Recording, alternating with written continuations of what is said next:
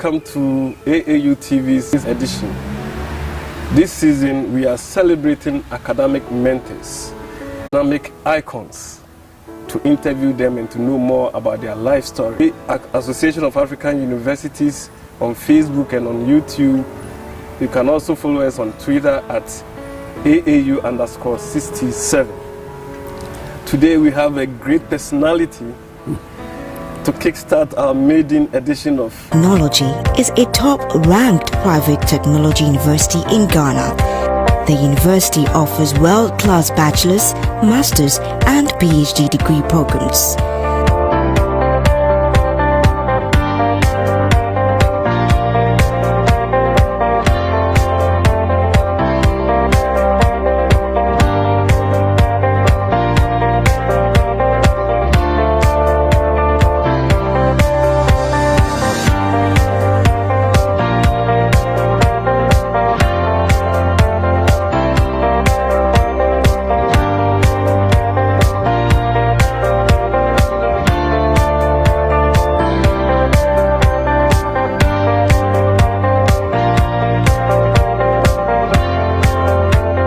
We are AIT, the University of the Future.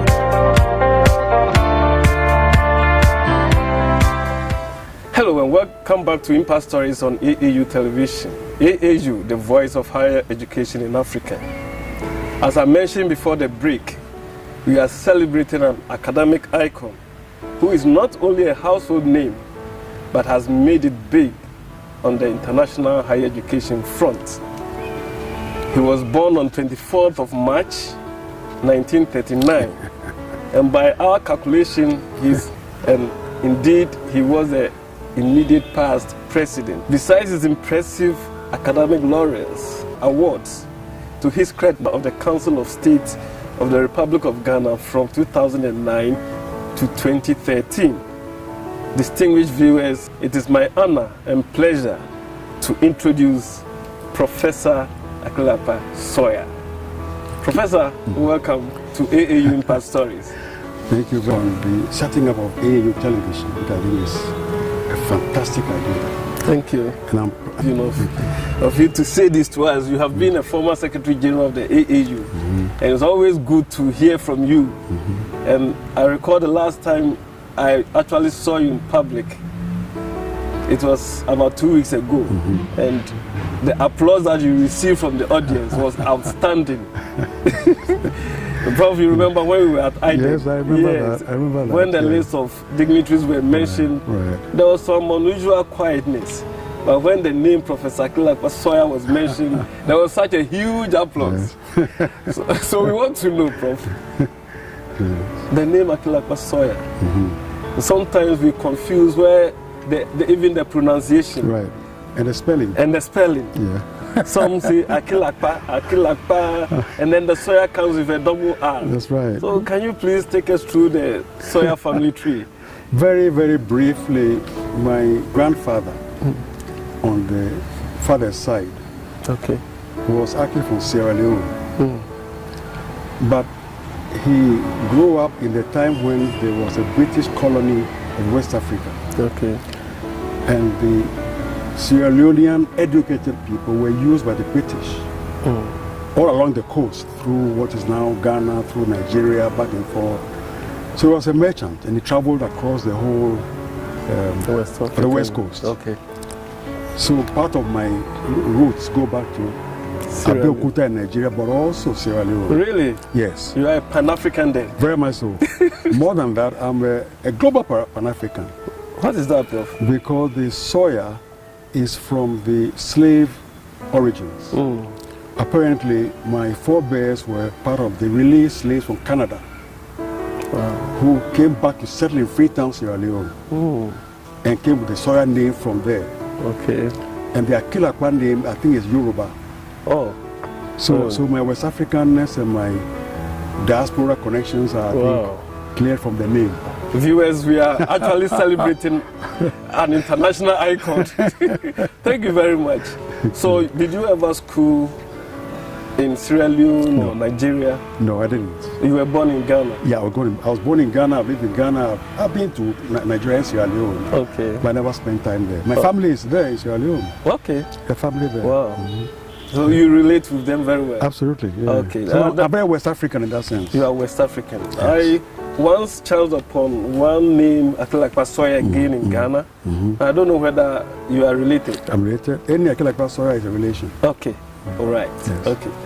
So, Prof, can you tell us a little bit about your schooling days, your pre-university schooling days in Ghana? Yes.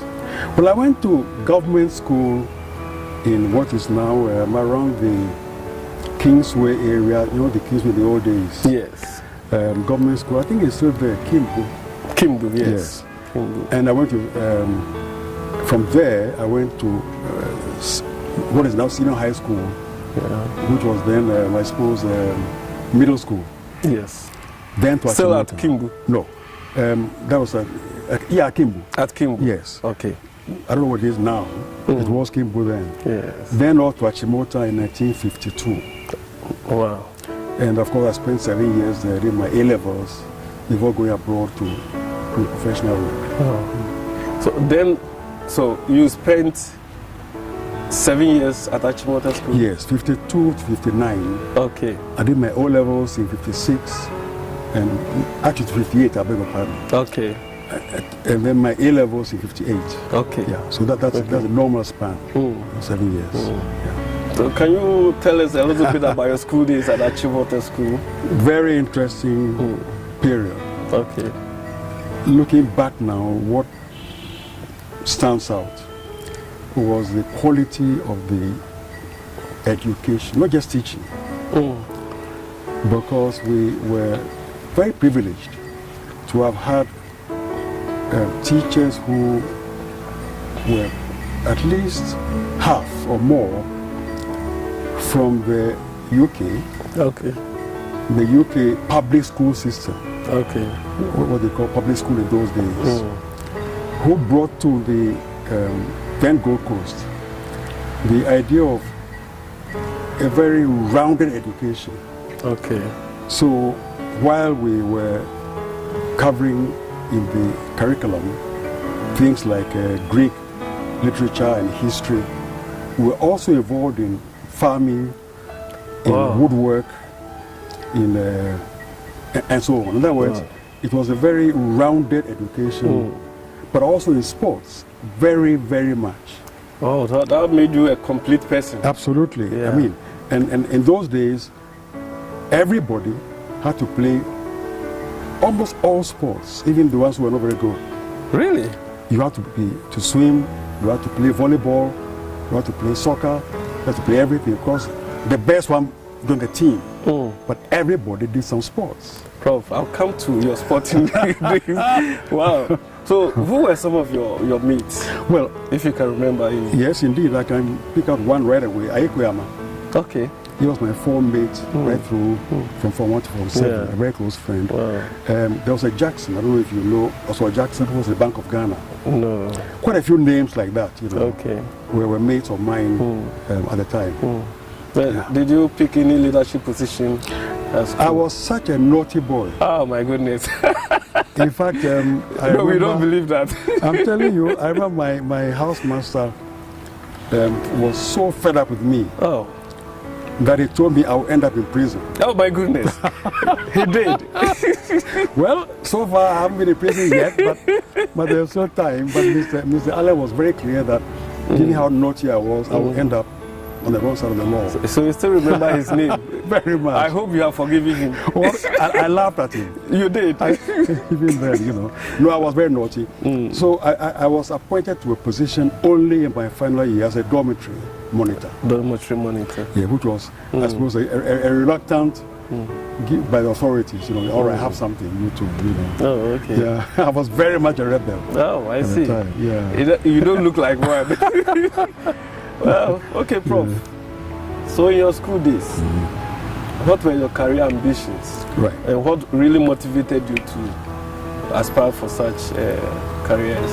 I suppose to the degree that there was any proper ambition, it was to be a lawyer like my father was. Oh, okay.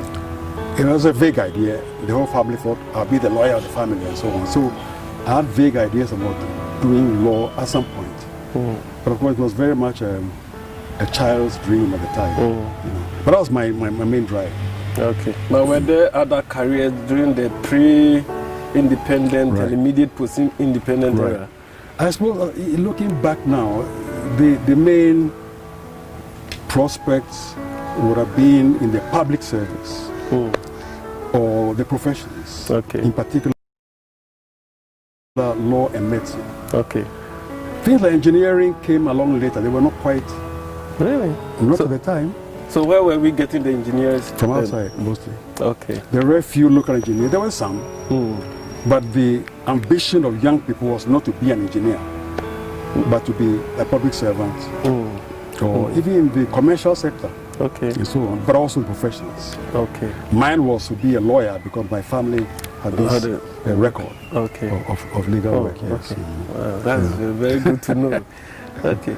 Then when you left Achimota, why did you not continue your education in Ghana, but you went to King's College, University of Durham? Right. A very interesting story there, and it shows the ways in which people's lives can change like that. I had, at the end of my secondary school career, applied to go to the University of Ghana to do history and been accepted. Hold on. You wanted to read law. Right. But then you applied to do history. Right. I don't see the connection. Precisely. Because at the time there was no law faculty at the time in Ghana. Okay. The law faculty began the year after I left. Wow.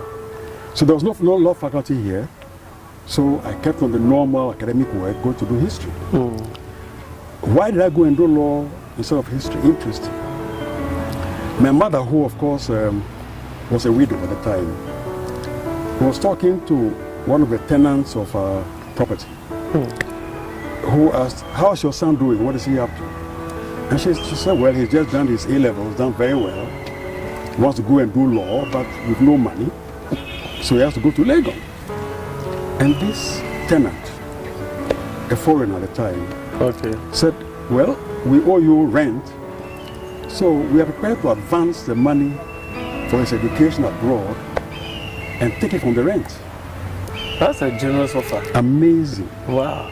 Amazing. So, and this was late in the year. You apply for a university place in the UK at least a year in advance. Okay. I was applying almost at the end of that period.